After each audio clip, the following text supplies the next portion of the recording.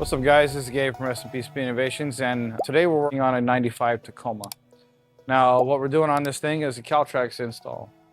This side here we've already done the install, but this whole video is going to be about how, step by step, how we do the installation here. Let's get right to it. First thing we're going to do is remove the wheel. Now you can see we only have a few on here because we've had this off a few times. We just need something on it so we can roll this thing around.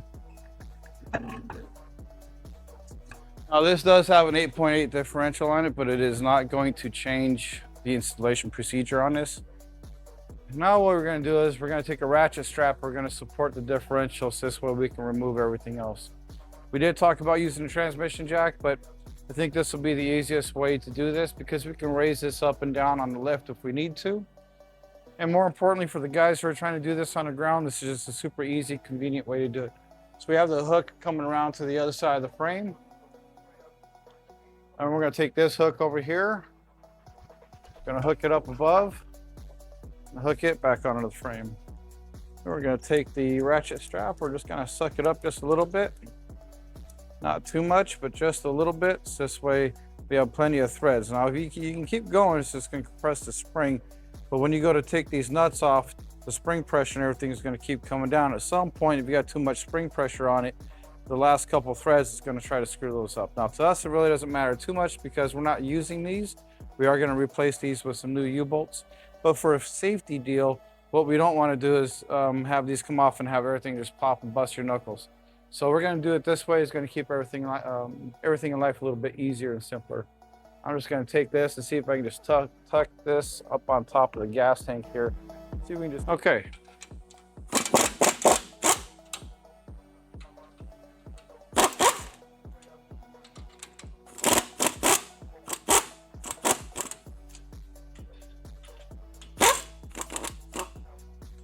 That's what we want. So what we didn't want is to have the spring pressure pushing against this. So that's perfect right there.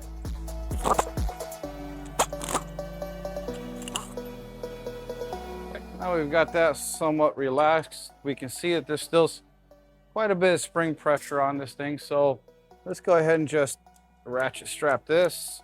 What we're looking for is to try to get the differential to separate away from the spring a little bit easier. There we go. You see it starting to separate right there. That's exactly what we're looking for. We'll just do a little bit more and then we can take the U-bolts out.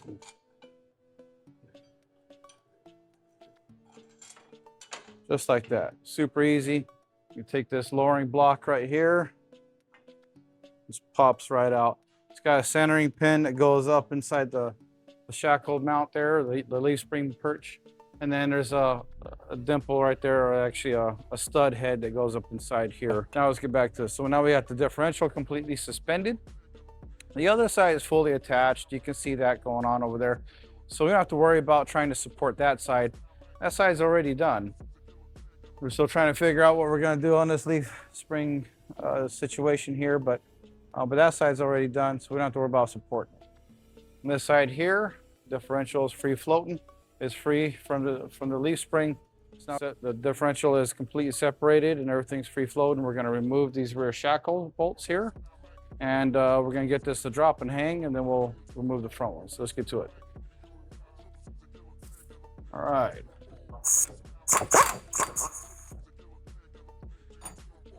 Now, this is loose, but that's okay because we had to do some modifying to get this differential in. So that's the reason why these bolts are loose. Not to say that it's always that easy, but this is this case. So we're going to grab a hammer. We're going to start tapping this out.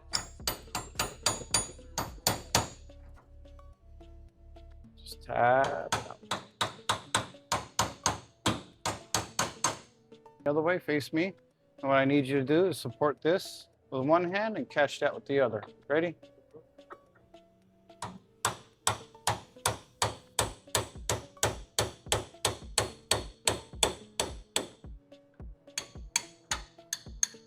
There we go.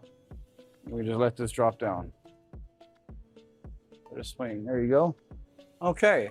Now that this is completely free, we've already had this nut loose before because, like I said, we had all this stuff we were fitting this 8.8 in here, so we just didn't finish it up.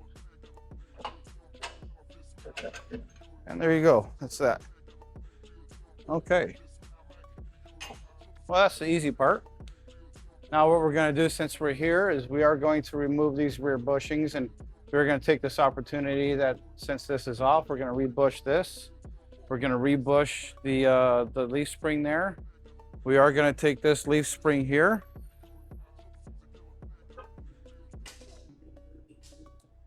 And we're going to remove this.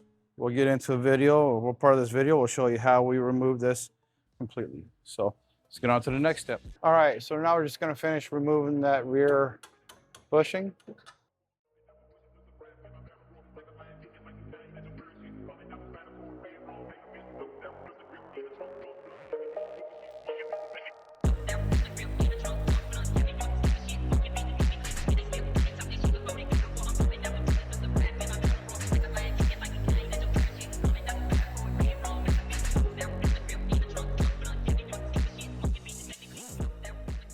Now that we got the leaf spring out, and we're prepping it. Nathan here, he's doing the prep work, getting it ready for some paint.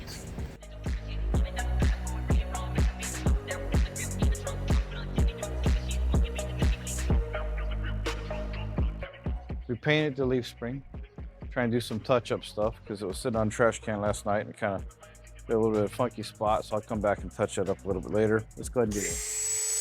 All we're really doing is just knocking down some of the rust is all.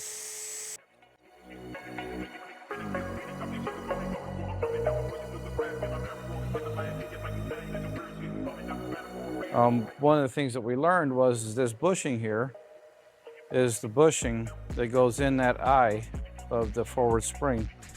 And what we learned by doing the first one is that it was kind of difficult to get this to press in the hole without kicking sideways.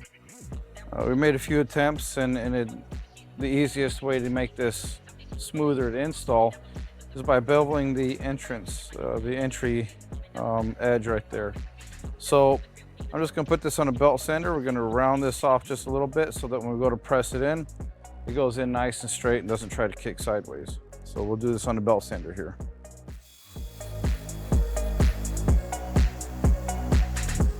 Just a nice bevel on it is all we need. We don't need to get too carried away, but just enough to help it slide into the forward eye of that leaf spring. All right, so now what we're going to do is take a little bit of red grease, pre-lube it a little bit. This will help the aluminum bushing slide in a little easier. Don't get too carried away on this because there is plenty of grease inside. We'll put this plate in here so this way we don't damage that. All right, here we go. It'll get a little crooked at first, but it will definitely straighten itself out.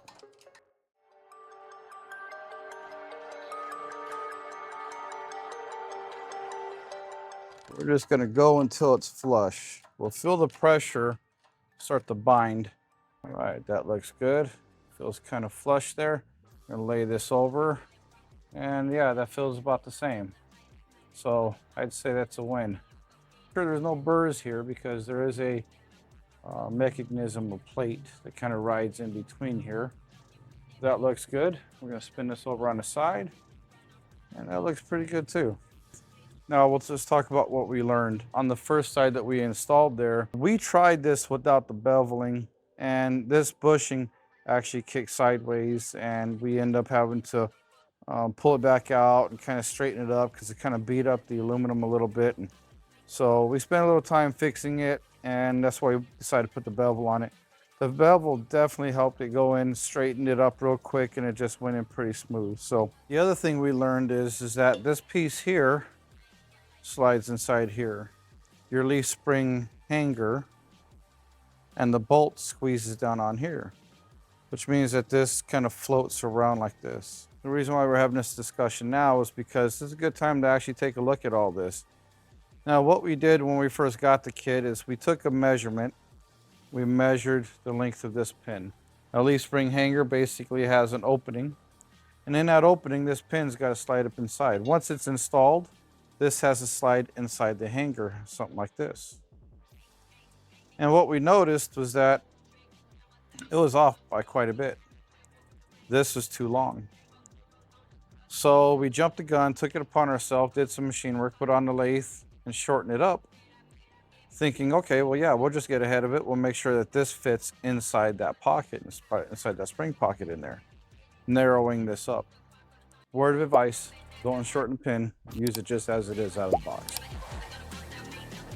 Okay, this measurement right here is kind of important. So this is the length of the pin here, roughly. I'm not squeezing it, but this is what we're gonna have to open up that forward pocket to, about that diameter or that width there. We're also taking this opportunity to change the bushings out. Some of these bushings are kind of worn. And we got these off of, it was just an energy suspension deal. We had to shorten these up so it kind of matches these ones. These are the ones that goes into the rear leaf spring eye. And then the long ones go to the forward one. Or the top one, sorry. And then what we've got is our lowering springs, our Caltracs mechanism, the lower spring shackle, lower spring clamp mount plate, shock plate. The rear leaf spring shackle, we're going to pre-lube all this stuff. And this is the tension arm. We're using the import drag solutions. They have a Viking shock with some valving in it that's supposed to be good for slicks. We'll find out. And at least that's what we ordered it for. So it should work out pretty good. This truck is going to be on slicks. Right now it's rolling on radials, but at some point it will have slicks. You got the lowering block that came with the Caltracs kit. And because the hardware that was on the front of the front leaf spring eye was a little different than what we're going to use, we just decided to get some new stuff for it. So let's go ahead and start getting everything prepared. As we have two 900 and then two 800. So basically, we're going to have to spread this open about 100,000ths of an inch. So what we're going to do is we're going to put a block of wood in here. We're going to use our porta power, and we're going to stretch this open a little bit. So let's get to it. Take the porta power, put it right inside here. Something like this.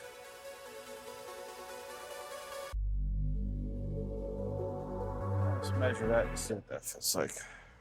You could probably go just a little bit more. It's going to be one of those things we're just going to keep doing it until it fits. Now, we could probably pound it in there. I'm sure there's a burr right there hanging up, so let's grab a file. Please. And let's just knock that burr down a little bit and see. Feels like there's a little bit of a burr on both sides. I'm willing to bet that if we knock that burr down, you'll probably get this thing to fit in there pretty nice. We did just paint this, but that's okay.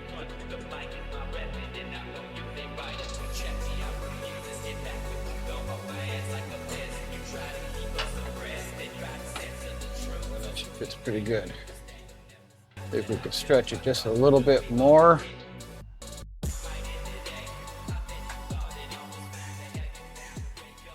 What we're going to do is we're just going to touch up what we just sanded down. Now, we don't really care about the lux of it as much as we do the rust protection. This is going to Texas, and I know sometimes it can get a little humid there, but what we're looking for is to make sure we don't have too much raw metal, because we're going to put all this work into it. We might as well make sure there's nothing too raw is going to collect any moisture, create any rust spots, and kind of start deteriorating. So the paint we're doing is more for protection than anything else. I'm trying to take these bushings. Now, this isn't part of the Caltracs install. We're just taking it upon ourselves to actually change the bushings out since we're here. We have it all apart. Might as well just go through it. So we got this kit here. We've already shortened it. We have the tube already prepped and ready to go. This energy suspension, they give a lot of this silicone lubricant here. So you can be extra generous with it.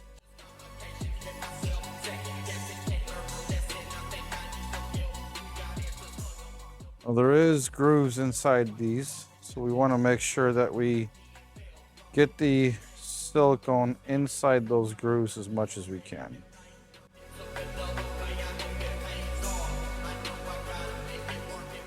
A little bit on the face of it doesn't hurt either. What that'll do is as it starts to move around against the plates, keeps it from squeaking.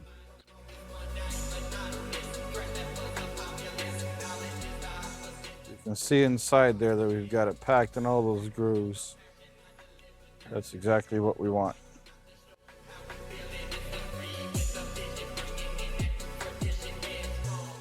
Now this one's pitted pretty good, and we got all the rust out of it, hit it with the wire wheel and painted it for rust protection. It's kind of normal with these. This is actually the lower shackle. This is the part that goes into the spring. All those pits are really not a disadvantage, they're actually an advantage, because what we're going to do is we're going to fill all those rust pits. We're going to fill that with silicone. Create a little storage area for that. And we're going to put some right along the edge here because this does move. Kind of do the same thing here. Smear it around and all the extra little pockets and voids.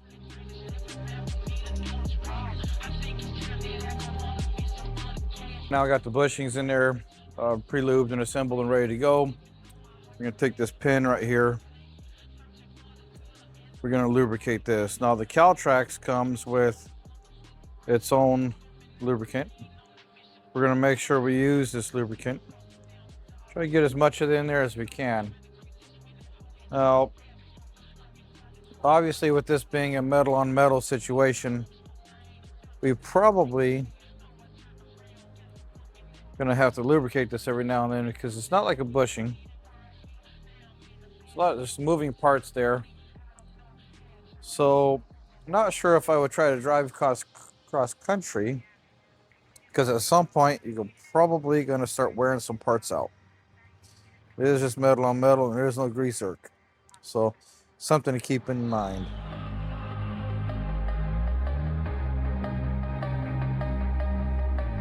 Put the hanger on it.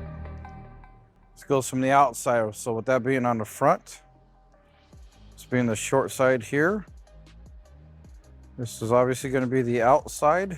We are working on the driver's side right now. A little bit of wrestle, but we got it. We can get this in there and lubricate it a little bit, make sure that's good. Now what we're going to do is just take this, just hook it right inside there. Once we get it hooked inside there, we can just let it hang, get the front half of this ready. Okay, you guys ready? All right, let's do this.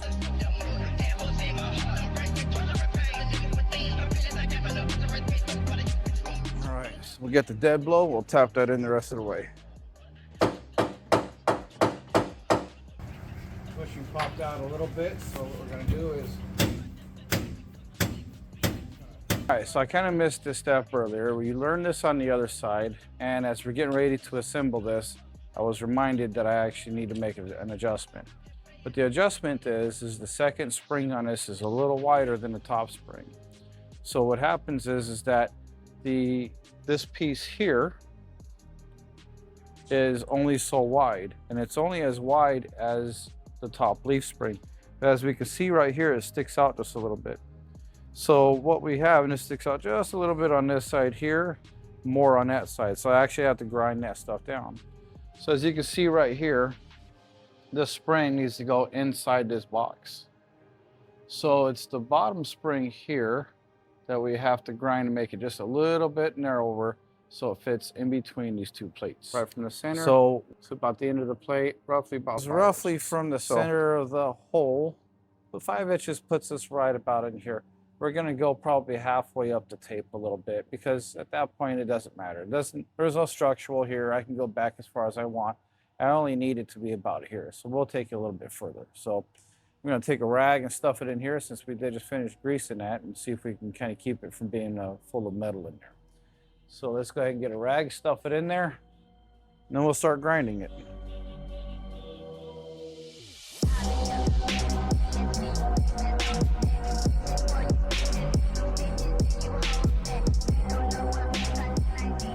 This is the bottom side. So this is going to kind of rotate like this a little bit, or actually rotate like this a little bit. So I want to make sure it slides on kind of like this. And that works. It's because we now have all the clearance we need. So it kind of does this type of thing. So let's go ahead and get up here at the top. You can see the camera angle. So it's very important to make sure that this moves. And we got a little bit of room side to side, so that's good. So this way, if the leaf springs twist a little bit, if the axle's doing something weird, it's not grinding and beating the crap out of it. Kind of prep this, get it ready, shoot some paint on it, hit it first thing in the morning, put it back together. So, all right, so we're just gonna take a clean rag here and a little bit of brake cleaner. I'm just gonna kind of do the dental floss thing. I'm just going to run it through here just to get any type of metal from us doing the grinding out of it, because if you leave some metal inside here, that's going to eventually turn into sandpaper with the grease, and it's just going to come in like lapping compound, and it's just going to make everything sloppy and loose at the end. So try to catch that in advance if we can. And what we're going to do is kind of cheat a little bit and throw just a little bit of brake cleaner. See if we can just do a really quickie on it just to kind of knock the grease off, so we can put some paint on this thing without it not sticking with any type of grease or anything like that. We don't get too carried away because we did already paint it once, and we'll start wiping the spray paint off, but just a quickie on there. Nothing wrong with a quickie. All right, now we got my regular glasses back on so I can kind of see.